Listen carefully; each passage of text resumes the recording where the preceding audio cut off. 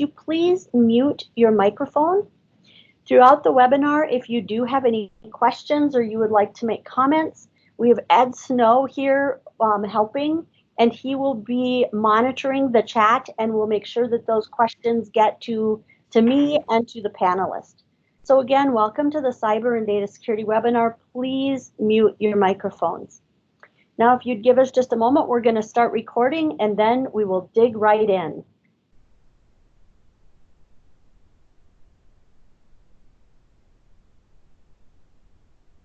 So good afternoon and welcome to DPI's Cyber and Data Security webinar. We're thrilled to have you join us, as well as a panel of experts in the field of cyber and data security in K-12. Throughout this webinar, if you have any questions, please feel free to put them into the chat window, and we will try to address them either throughout the session or at the very end. So here at DPI, it is our goal and our vision that every child graduates ready for further education and the workplace. And to accomplish that, we have to make sure that the systems and infrastructure we put in place are secure so that they can learn and do the work that they need to succeed. So this afternoon, over the next hour or so, we have a group of people who's going to share some of the lessons learned, as well as tools and resources they learn when dealing with cyber and data security.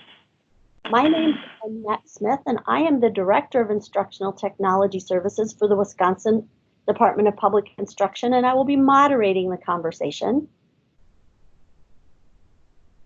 Brian, would you like to introduce yourself? Yeah, my name is Brian Casey. I'm the Director of Technology for Stevens Point Area Public School District, and I've been very engaged in these two fields for a number of years.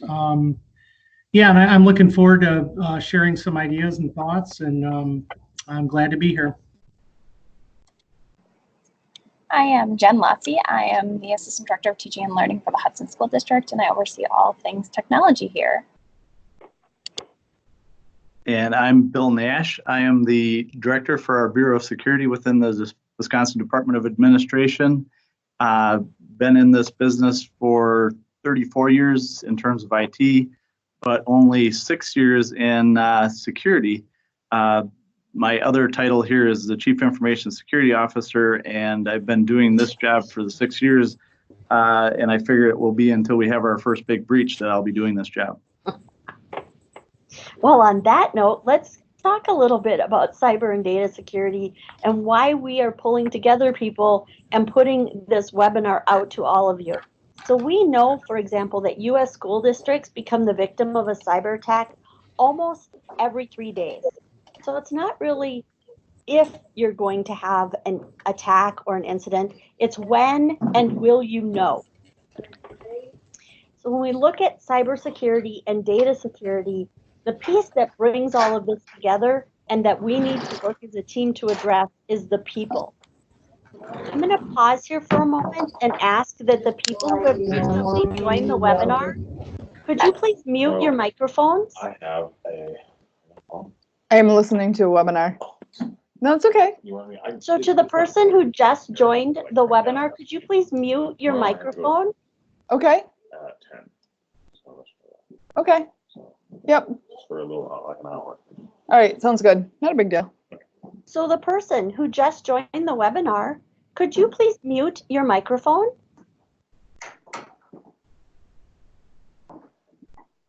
Thank you. No. Could you please mute your microphone? So I'm going to go back and just revisit when we talk about cyber and data security, what we're really trying to address are the people. So how can we help our users understand both cybersecurity and their impact on that security? So with that, I'm going to pass it to Bill Nash. Could you just share a little bit about what you've seen at the state level? Thanks, Annette. What you're looking at on the screen now are actually statistics captured for a 1-year period. So if you look at that top number, 605 million filtered emails, what that means is of all the emails sent to the state, agencies in the executive branch, we actually did not deliver 605 million of them because they were bad. They were malware or phishing or other malicious types of information within those messages. That amounts to about 90% of the messages that are sent here. So only 10% are allowed through that are deemed good. The next number up actually represents those that within that 10% still ended up being bad over the last year. And those in particular ended up being true email phishing incidents where we actually had to take action and stop something bad that happened, such as somebody having their credentials compromised or malware downloaded, things like that, where they got them to click on a bad link. Then this next number up, the vulnerability scans, that's something that's happening to us every day. And what that amounts to is it's the bad criminal element checking our door locks to make sure that we're protected properly. That's what they're doing it as a service. No, just kidding. They're really doing it to try to see what vulnerabilities we have and how they can get into our network. The malware downloads, that's something that's going on every day. The 93,000 was actually those that we were able to block with our technology. Attempts to exploit web applications. The state has a lot of web applications, and we've had 41,000 attempts within 1 year to try to get into those. And then, of course, attempts to break passwords. These only count for us if somebody tries 5 attempts within, I believe it is 20 seconds, because then you're kind of sure that it's not a real human that's trying to crack that password. So it's not just somebody that forgot it. Each of those things really are something that's going on, not just to the state, but to all of you every day. If you're monitoring them, you probably are experiencing that as well. This next piece is why they're doing it. So there's really 4 categories in terms of what I think of it. One is the criminal activity, and that seems to be the biggest, and that's for the folks that are in it to make money. So when they're trying to ransomware you or steal valuable credit card or health information, that's in that criminal activity category. We also see the social action, where maybe government has done something that's offended a group of people, and you'll see things being done to make a statement or do a protest, and that could be trying to do a denial of service attack on you, or trying to embarrass your organization in some way, or just take you down to get you out of business. Global and economic espionage, that's something that happens. You don't see that much in the K-12 environment, but if you take the University of Wisconsin, for example, they are doing research, and they're often under attack to try to get that valuable research stolen. And the corporate organizations are also under attack to try to get their private information in terms of recipes or technologies that they're developing. Cyber warfare, something that I used to think would never happen, but then the Ukraine incident happened, and now it is on the radar, quite a big deal. And we have within the utilities in Wisconsin even had reports of these types of attacks, not successful. They're all around us. In the national news, we have the Colorado DOT, which happened a few years back, which resulted in the first EMAC request between states. And what an EMAC request is, it's an emergency management compact that states have and share between each other, so that if they need resources to help, they can ask for them. Colorado did reach out. California was the state that responded and helped them. City of Atlanta, that was in the news, and they were down for a long time. Jackson County, Georgia, more recently, City of Baltimore, and then 22 municipalities in Texas. Interesting thing with the Texas incident, we actually had one similar to that in Wisconsin that was by the same cause and hit a couple organizations, including a school. One of the things I like to talk about in terms of what it means to you in terms of cost, because that's part of the equation when determining your risk. Take a look at the number of records you have, and if they're breached. The Ponum Institute has done this study and determined that it's going to be about $148 per record.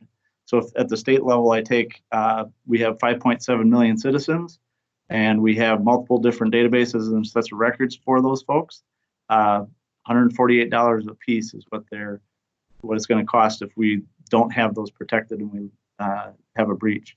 And parts of the components of that, of course, are what it's going to cost you to do notification, credit monitoring, potentially regulatory fines and penalties, just doing the investigation and forensics on the issue, not to mention the downtime and the lost productivity, and worse yet, the citizen confidence when it comes to government. Well, and citizen, when we talk about parents and students and trust in schools also. So with that, I'm going to move us on to our panel discussion, and I'm going to pass this first question to Jen and Brian to step in and talk a little bit about who is responsible for cyber and data security, both proactively and reactively in your school districts. I'll start, I guess. Go ahead. Do you want to start, Jen, or you want me to?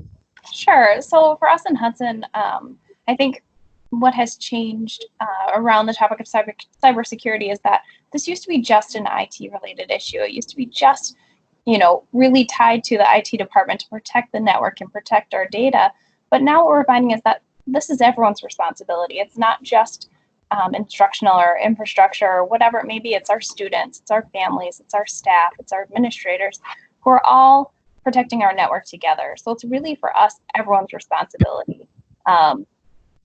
With that, it means that we have to provide a lot of education around what that really means and bring that data to life to show what has happened in other districts and other states that way. So. I'd echo what Jen said. I do think there has to be an effort to involve as many people as possible. But that being said, it ultimately comes down to the IT department. If you're a director of technology or you're the person in your district responsible for technology, I think it's incumbent upon you to get involved, do these type of webinars, learn as much as possible. The thing I hear most often as well, we're small, or even my district, I would call it medium size. We don't have a CISO, and I'm sure most school districts don't. Well, guess what? If you don't have one of those positions, it's going to be you or someone you delegate that type of responsibility to, and they have to get out there and learn as much as possible. Of course, you're going to reach out to other resources and experts, but really have to do the best job to make yourself an expert and as well informed as possible. It's just one of those things that now comes with the job. When I started this job, I think it was about 7 years ago, I was just appalled at where we were at, and it kept me up at night. And I still think a lot about it because it is a big concern, but I know we've taken steps to get to a better place. And we've drawn upon a number of resources internally, more delegation. We put an emphasis on this on our own professional development. And of course, we reach out to any other exterior experts that we can find. Not having a CISO here, any of those types of people we can ever build relationships with and draw upon, we always try and do that. So this one is for all three of you, and maybe we'll start with Bill on this one. Why is it important to the state of Wisconsin, schools and libraries, to know the types of attacks and the motives for those attacks? Well, Annette, and something Brian just said a minute ago, which is there's schools, local governments, et cetera, that believe that they are so small and off the radar that they won't be an attack victim, right? And we can see that just from the statistics I started out with for the state. That's happening to everything that's attached to the internet is getting picked at when it's turned on. That's just the way it is. So it's important to know what kind of attacks are out there so that you can protect yourselves from them, and also have things in place so that if something bad does happen, like ransomware, which is right now the most common thing that we're seeing, that you have a path to recover. In your schools, you do plans for all kinds of different emergencies, and you have people prepared on how to deal with them, whether it be the tornado drills or the fire drills or what have you. You really need to be thinking about what are you going to do when one of these types of things happen to you. So a cyber event happens to you that's ransomware. how are you going to get your data back? Are you going to pay the ransom and take the risk of them putting you on the list of, hey, this is a paying customer? Or are you going to try to be prepared with having backups that you can recover in a reasonable amount of time to get your school back up and running? These are the kind of things that folks need to think through. And that, back to what Jen was saying, everybody really needs to be a part of this. So right down to the students not clicking on the links while they're on your network and making sure that they have good education on it, and the teachers as well. And then what things need to be brought back up if bad things do happen, and how are you going to do it? Who are you going to call? Those sort of things. I think it's critical that IT leaders and K-12 educators know as much as possible about this. It's still a common misconception that people think that school districts aren't worth anyone's time. Like we're not banks, we're not insurance companies, we don't have credit card information. Why would anyone want to hit us? And the more you educate people about the fact that if you have data, you have servers, you're a target, and they'll use extortion, they'll use ransomware. There's probably ways we haven't even thought of yet that they're going to try and exploit you to make money or to exploit your data for some nefarious purpose. So the educational piece is huge. I mean, I've still met IT directors that aren't really taking this seriously. They're just, well, we're small, we can't afford to do this. We can't do a vulnerability scan, that costs money. If you don't have the money, you don't have the staff, it's time to start talking about this and advocating to the school leadership that we have to be proactive, we have to educate people, and we have to have the resources to do our job. Amen, Brian. I'll even mention that just a recent thing that happened with a high school in Wisconsin that we assisted. They had one person that clicked on a phishing email. That phishing email then downloaded, it started with Emotet as the dropper, but then it eventually got to a couple other pieces of malware, including TrickBot, which then stole the credit card information from their financial person, which then was used to order high-end electronics. And fortunately, they were sent and delivered to the school. So that triggered them and let them know that that credit card was in use maliciously, right? But the key point of that is because of the way their network was set up, it spread rapidly. And some of the basics that we'll talk about here in a few moments are things that you can do to prevent the widespread damage that can cause from one person accidentally clicking.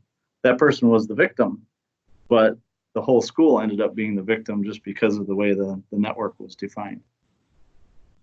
And Jen, did you want to add anything on this one?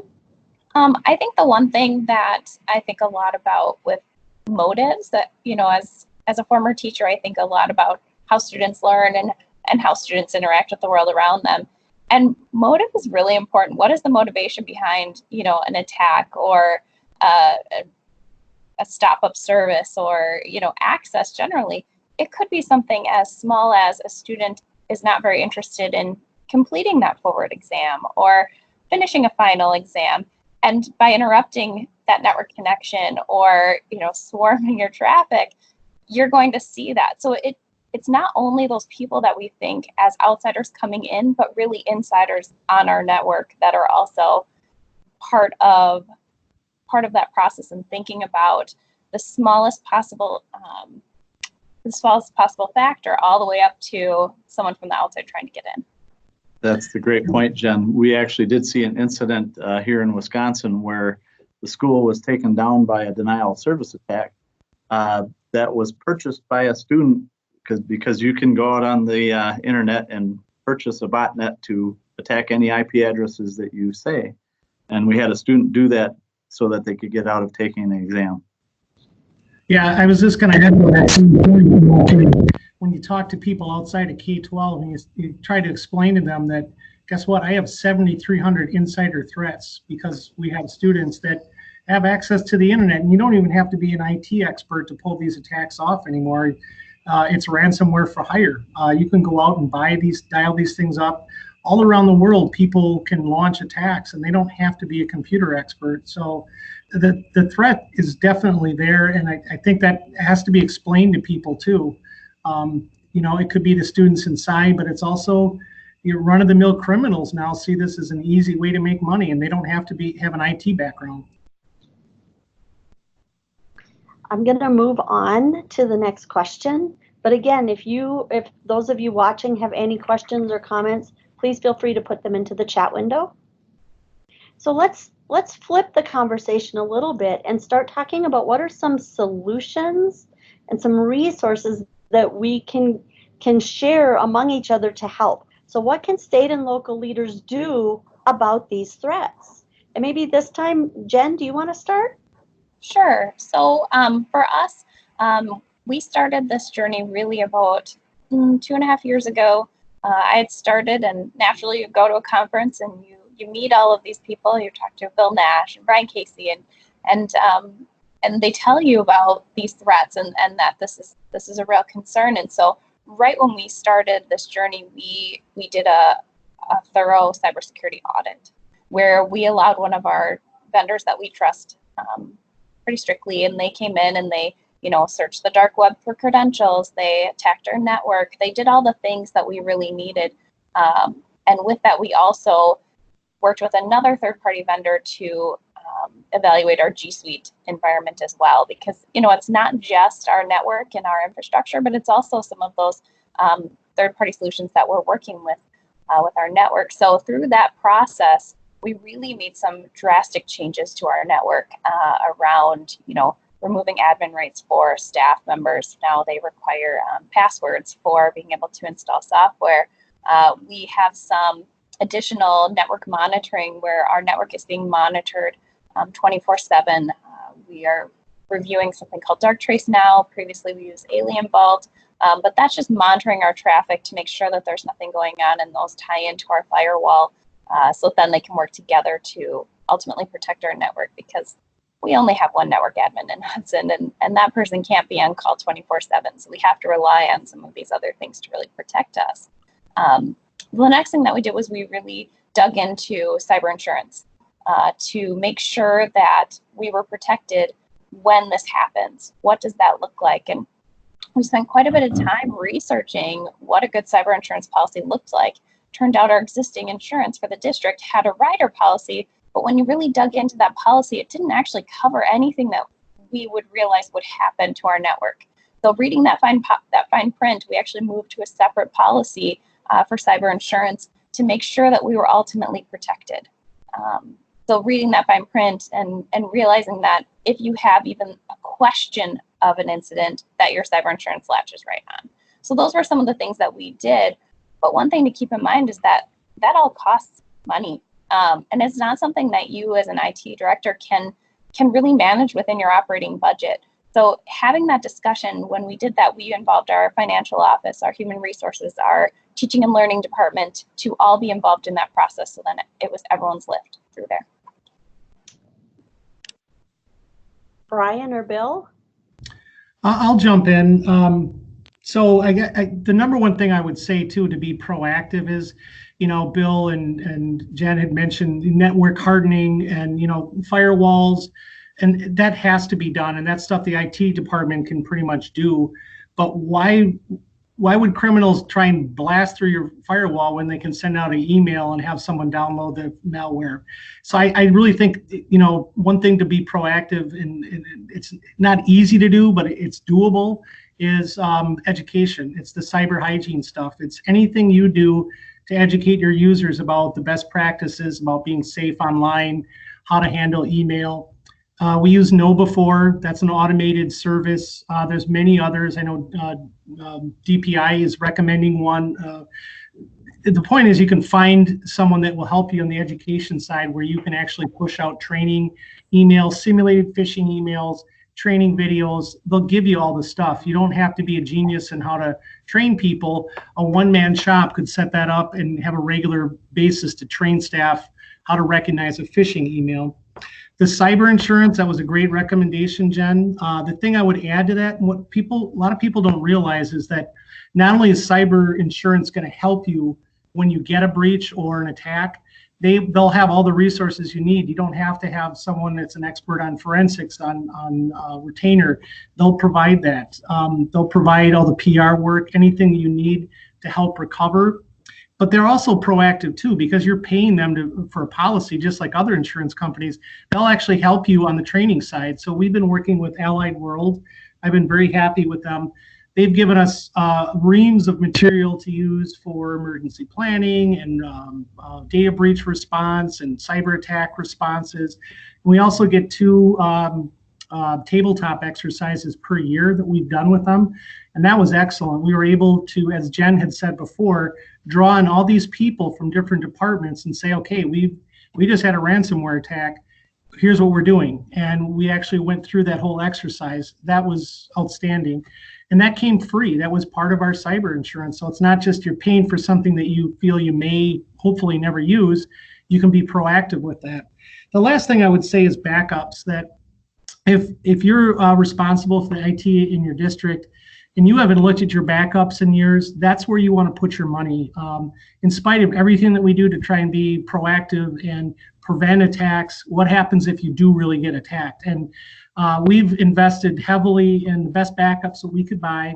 We also have online backups, and we're also looking at offline, off-site backups, somewhere that's completely removed from our network. And that is an investment. It requires resources, time, money, but it's probably the best money you could spend. Those would be my top 3 recommendations. So 2 things, Brian, I want to loop back to, and then we'll go to Bill. Brian, can you just take a second and explain a little bit more about what a tabletop exercise is?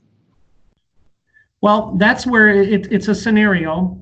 So you get all the people in the room that might be involved, and then they actually have professional trainers that run you through a scenario. Like, you just encountered this, a workstation, someone reports in that they have this weird message, and you get a message of a ransomware attack, and it's on one workstation.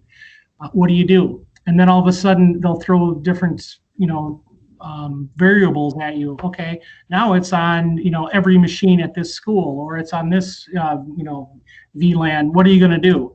And they'll walk you through all the steps. They may even have solutions like, okay, this person isn't here today.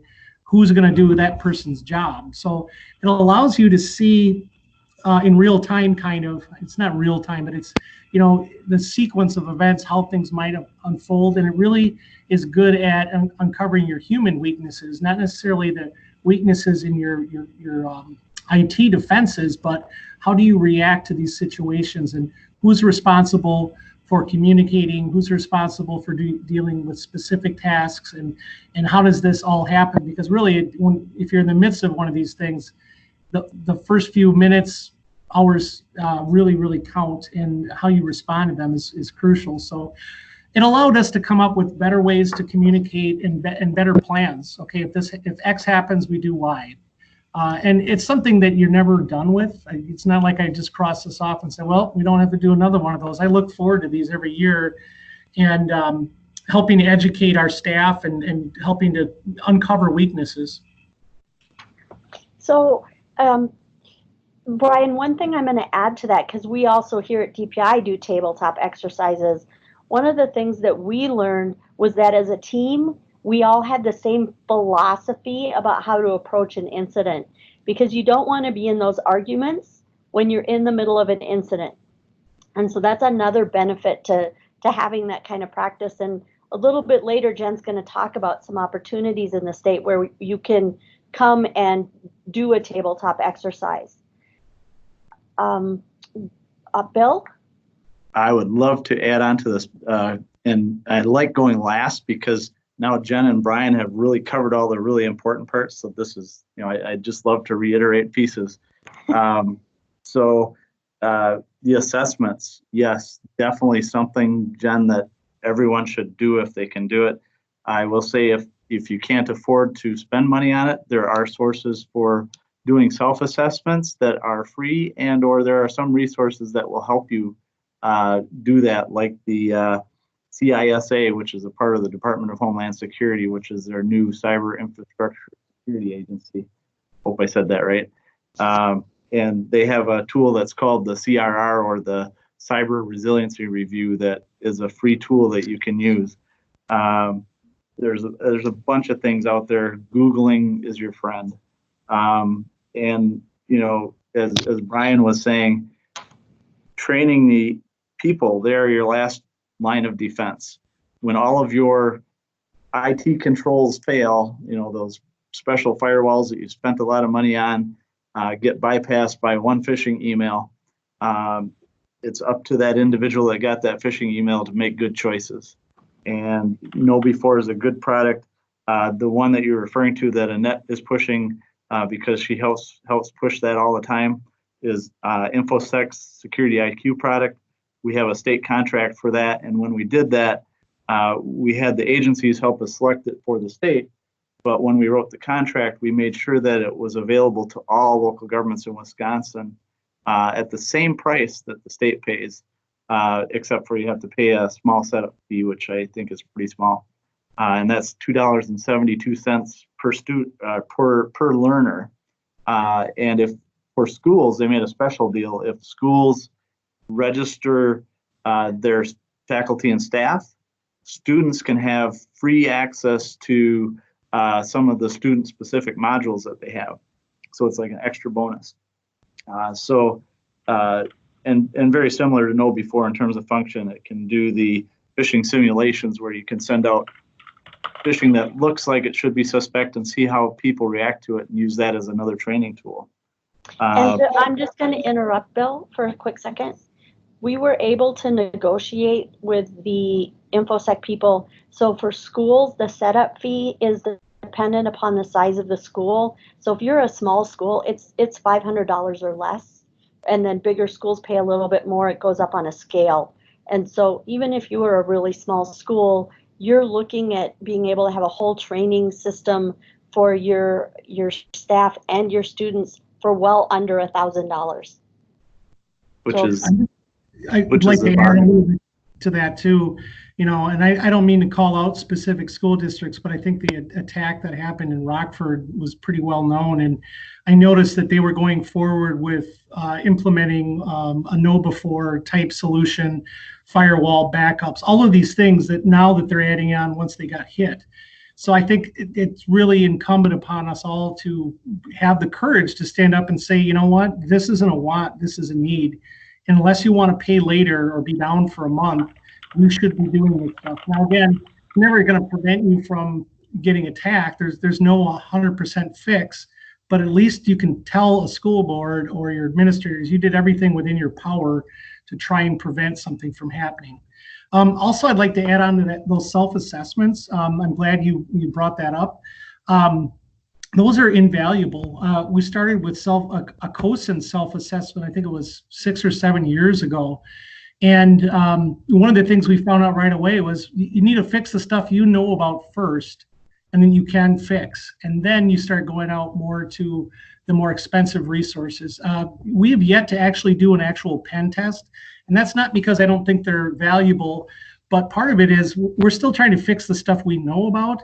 And then once we get to a point where we feel like I've done everything that I can, and we've done everything with cyber hygiene and everything else we need to on our firewall and backups, then I'll hire someone to come in and find the things that we didn't find. But if there's stuff you know about and it's the low-hanging fruit, grab that first before you go out and hire someone to come in and do a lot of work. And I'm not saying that you don't want to consult them and have vulnerability scans and audits and those types of things. Those are really good, but do the self-assessment. I mean, it's free. It'll cost you your time, but it's probably one of the best things you can do. So Amen to that. Sorry, Annette, go ahead. Well, we have a number of people who started asking questions about the resources we've mentioned. I just want to let you know we have resource slides at the end. And again, we will be posting this on our website, and any resources that have come up, I've been taking notes, and we'll add those to the slides at the end. So we do have these resources available for you. I'm sorry, Bill, go ahead. Oh, no, that was perfect, Annette. And I was just going to add in there, and one of the things we will talk about in a slide coming up is these vulnerability assessments. There are resources that will do that for you as well. They might not be quite as in depth as somebody that would come in and plug infrastructure into your network and do the testing inside your network, but they can do it outside, and they would have at that point the same view that the hackers do. So it's an important thing to note. It is also good to bring in the heavy duty guns like Brian was talking about, and look on the inside too, because you do have that insider threat, especially with the student population. They can Google things and find out how to do attacks just as good as any of the bad people that are out on the internet. The other thing I wanted to emphasize was the cyber insurance piece. Not all policies are created equal. So if you're looking at that, make sure you look at it very closely and understand the terms and conditions with which they will pay and with which they will not. Sometimes I've heard of people getting policies that would not actually help if it was something that was negligence on their part. In other words, there was something that wasn't patched properly. And you want to make sure that that's not the case. The other thing I will note is we've come across organizations that have had cyber insurance where it was extremely helpful and more down the lines of what sounds like Brian has, where they'll do proactive things for you with assessments and even in some cases putting tools on the network for you and providing training and all kinds of good things. And then also providing incident response if something bad happens, right down to somebody that had less effective cyber insurance, which only said, okay, you had an issue, go out and get help and let us know what did that cost you. So not quite as helpful. So I'm going to move us on to our next slide, and I'm going to ask each of our panelists to share one piece of advice that they would give to our schools and libraries.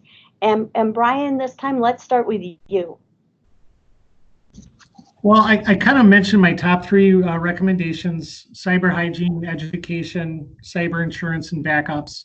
I think the other piece of advice I would give is to have the courage to take this on, because a lot of times you may feel inadequate, like this wasn't in my background, I'm not a CISO, this is too much for me, or I don't want to deal with it. You have to have the courage to do this because it's so important. When this happens, it can really stop all teaching, learning, and operations in a district, and you just don't want to be in that position. The other thing is pushback. You will get pushback from people, and that goes back to our first slide when we talk about the nature of the threat and what this really means, that K-12 school districts are easy targets unless we are proactive and we do the things that are recommended. So you have to be an advocate, and you have to be willing to take a little bit of guff from people that are going to complain because you have strict password policies, or you have multi-factor authentication, or you're not allowing them local admin rights, or any of the things that you do to beef up security can cause a negative reaction in your users, and you just have to be prepared for that. And you do what you can. We're still struggling on how to implement multi-factor authentication. We have privileged users have it, very specific staff, but rolling that out to 1,000 staff members, some of whom have a hard time remembering passwords, is daunting.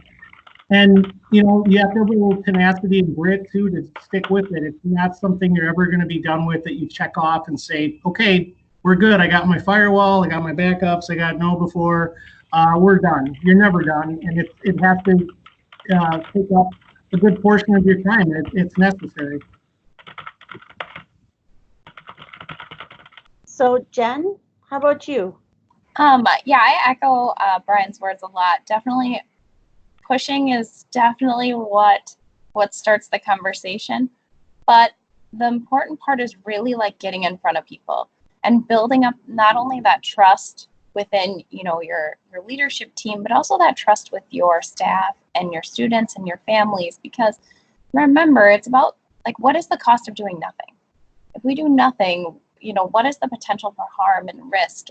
And what we did here in Hudson is we got in front of staff. We went around, and we call it the roadshow, the data privacy or the cybersecurity roadshow, and just talk to people and always bring it right back down to that student level. Because for us, that's the most important thing. It's our goal to protect our students, protect our staff, And by being more aware and by being cognizant of some of the habits that we have, we can do that so easily by just being mindful about what email we have and or what email we get or what's coming on the network or what we're doing, whether it's with data or infrastructure, and just thinking about that and talking to people about it that way.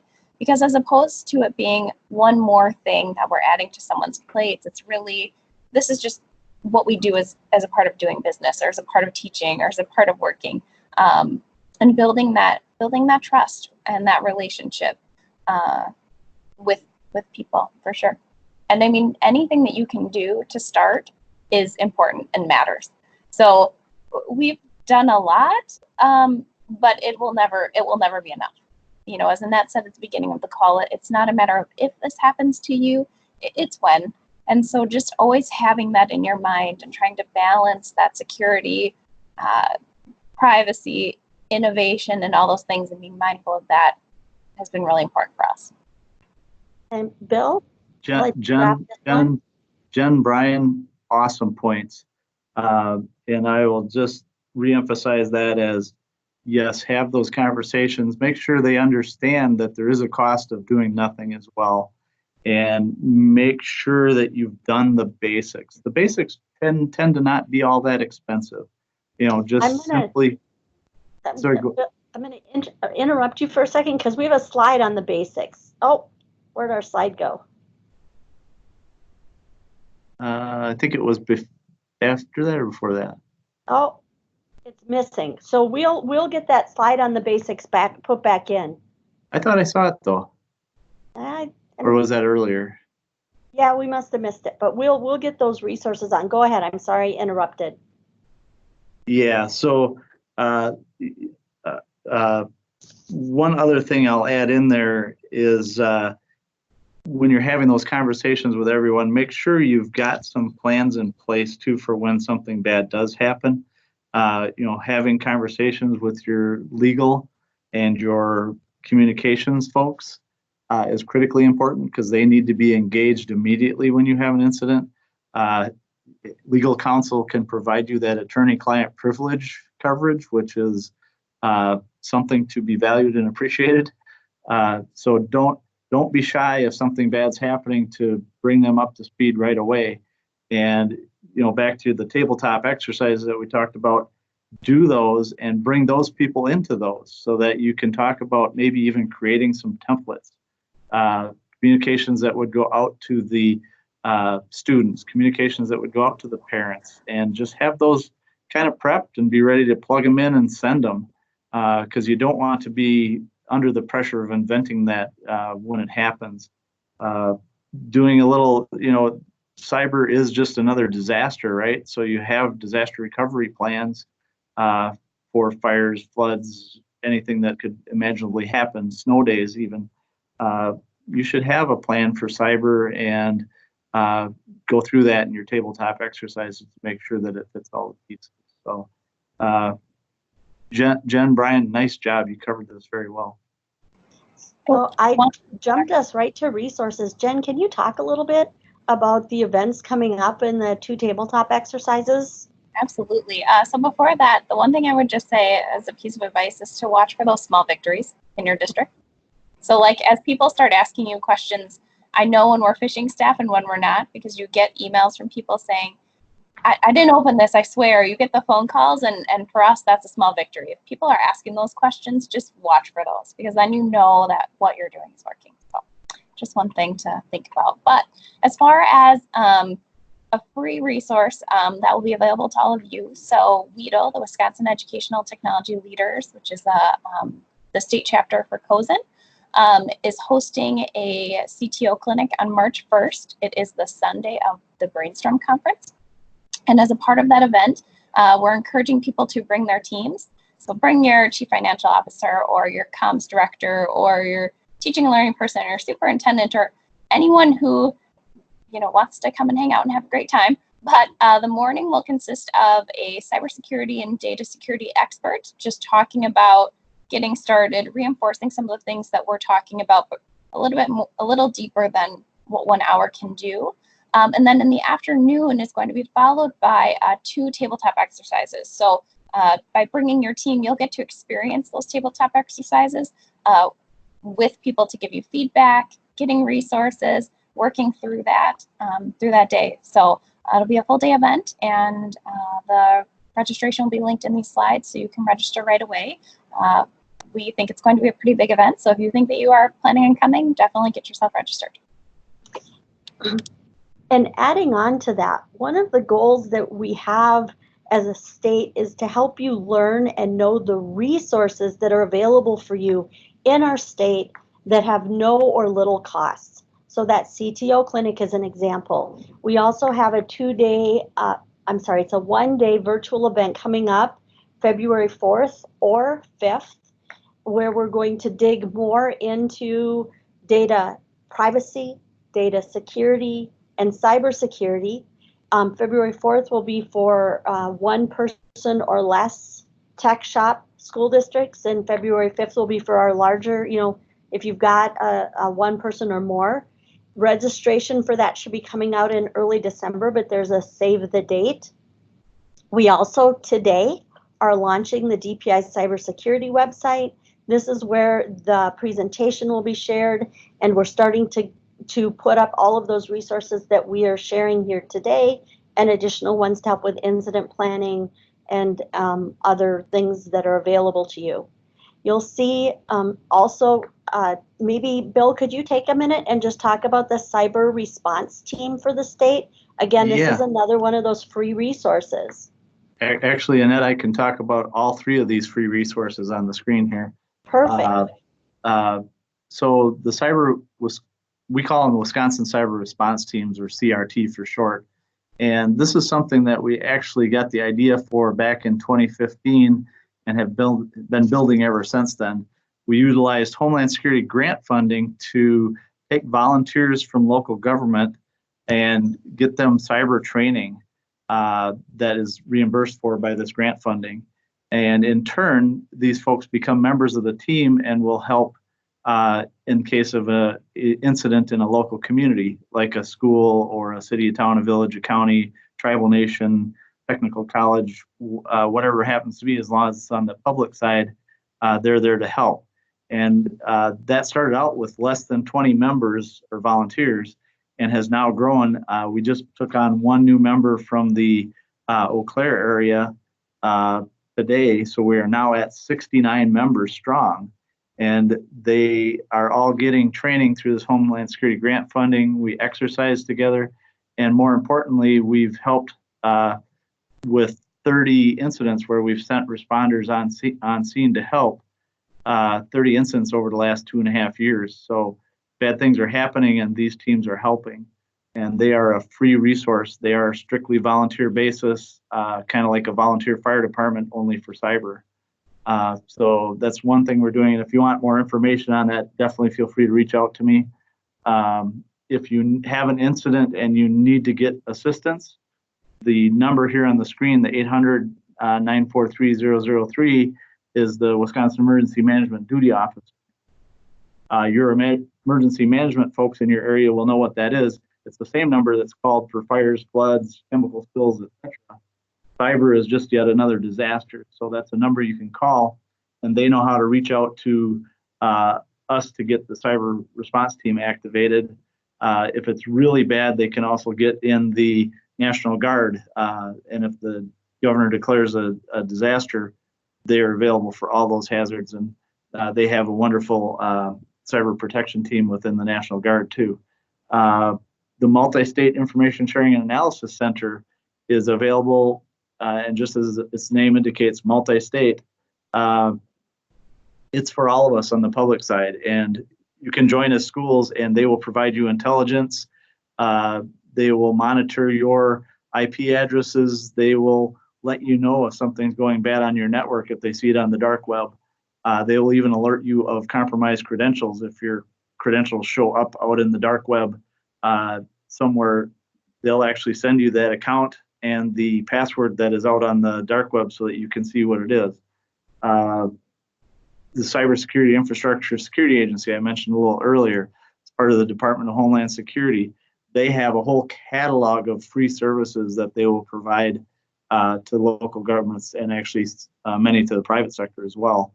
The one thing with CISA, we've actually used them to assess our elections here in Wisconsin. And the two teams we worked with were their RVA team, or their Rapid Vulnerability Assessment team, and then their HURT team, which I think is a funny name, which is their incident response team. And they'll come in and they did a 2-week assessment for us in both counts. So we had 2 weeks with the RVA team and 2 weeks with the HURT team. The RVA team is looking for vulnerabilities, and the HURT team is looking for something that may have already happened on your network, a perpetrator that's in that you may not know about. So they do a little bit more thorough testing, and all for free. But they also have things that will walk you through a self-assessment like the CRR that I mentioned earlier. Just a lot of good resources. And if you go to the websites for the MSISAC or CISA, you'll be able to find all those resources, including things that you can just do on your own and guidance that you can get from them. Here's the slides we were talking about, Annette. Yeah, here we go. So, and Brian hit on this earlier, which is just, if you're going to do anything at all, do the basic cyber hygiene. Know what you have on your network. Make sure you've got everything patched and up to date. In other words, don't be running Windows XP anymore. And hopefully you'll have Windows 7 gone by the time the middle of January comes around, because that'll be end of life. Follow secure configuration best practices. The Center for Internet Security has a website that you can go to that will give you settings that you should use in your group policy objects for the Windows environment and help make your configurations more secure. You don't necessarily have to implement all of them. If you can just do the basics within those, you're going to be so much better off. And the reason we drew this as a picture along the side there is because it's not a once and done. It's something you have to do continuously. In our environment, we actually do vulnerability assessments on a monthly basis of our infrastructure, just so that we can make sure that it's up to date and current and taken care of. And we have a regular patch cycle that we start on Patch Tuesday with Microsoft, and we not only hit the Microsoft environment, but also our Unix environment, our mainframe environment, and all of our networking gear. It's important to do that. And then going beyond that, Well, I'm gonna pause for a second there, Bill, and ask, I think we have someone who needs to mute. We have about 5 minutes left, and I want to give each of you a minute to wrap up, and I want to do one quick check-in. Are we Ed, are there any questions that have come up that we have not answered yet? Okay, so 1 minute with each of you to any last words of advice, and then Ed's going to pull up our questions. We'll try to have a minute or two to answer those. So who would like to start? I'll start. Like I said before, have the courage to take this on. There's always a million things you'd probably rather be doing than self-assessments and cybersecurity advocacy and all of those other things. And I don't care how small or how large you are, there's never enough time in the day, but you have to make this a priority, and you have to dedicate the resources, and time is a resource. It's your time. And as a leader, you set the example, and you need to make sure that, someone is addressing this. And if it never gets on a calendar, you don't set some goals, it'll never get done. And, start small, take the low-hanging fruit and move from there. You don't have to try and get it all done at once. It can be too overwhelming. So just have a plan and keep moving forward. That's what I would say. Jen? I agree with starting small, but I also think that you can't do this alone. So not only within your district to break down those silos and talk to those other departments and your buildings and your teachers and your students, but also to talk to other districts. You can call or email us anytime you want to. We don't know all the answers. Brian might, but I don't. We don't know all the answers, but we can certainly tell you where we've struggled and where we started. And talk to your neighboring districts. When you go to a CISA meeting or when you're collaborating with others, don't do this alone, especially if you are in a small district where you might be the only person in your department. That's certainly not easy. So work with the people around you. I'm super fortunate. I'm pretty new to this gig, but I'm surrounded by a lot of really smart people throughout the state. And if it wasn't for them, I would not be able to be talking to any of you about this right now. I'd be listening about what do I do to get started in the cybersecurity arena. So. Oh, Thanks for the compliment, Jen. I don't know everything. I agree with you on that point of networking, and you always have to be learning. I am constantly learning, and I'll never say that I'm an expert about anything really, but I've spent a lot of time on this, and I like what you said. Networking is key. Getting to know other people, resources where you can find the right answers, and people who know more than you do. yeah, Jen, Brian, amen to that. It takes a network to defeat a network. And I personally have been working with other states, with the local governments.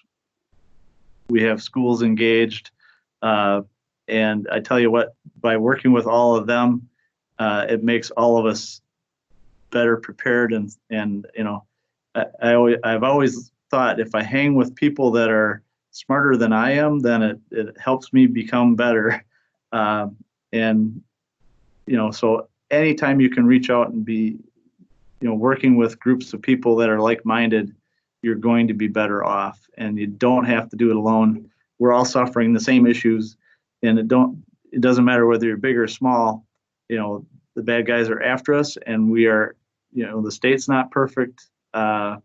We are always looking at our vulnerabilities, and we have a long list of things that we want to do to improve it. And that work will never be done. It's a journey, not a destination.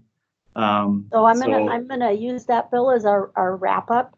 I just learned that there are way more questions than we are going to be able to answer, and so I'm going to ask our three panelists if they will work with us after this presentation to put together the answers, and we will post them. We will add them to the end of this slideshow before it gets posted on the web, so that all of your questions will be available. I hope Brian, Bill, and Jen, you're able to help me with that, because like you said, it's our network, and we're going to work together to get those answers out to our schools. And then I would like to close by just thanking Bill, Brian, and Jen for taking an hour out of their, more than an hour, because with prep and planning, out of their busy work life to help us to spread the word and to support each of you in the work that you're doing to keep our students and our schools safe. So thank you all very much, and keep an eye out, and we'll get this posted up on the web with those answers for you. Thanks, Annette. We're in it together. Thank you. That was great. Thanks, everyone.